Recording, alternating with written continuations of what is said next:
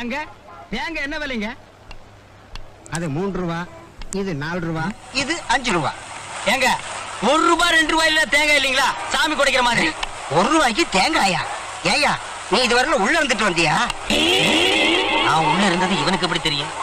ஏங்க விலை தெரியாம விசாரிச்சுக்கிட்டு இருக்கியே. இப்ப எல்லாம் 1 ரூபாய்க்கு தேங்காய் பத்தாதான்.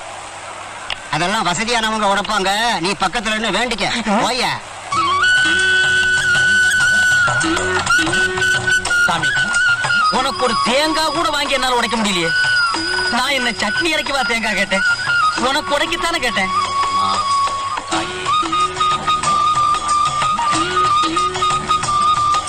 சாமி உங்களுக்கு விஷயம் தெரியுமா?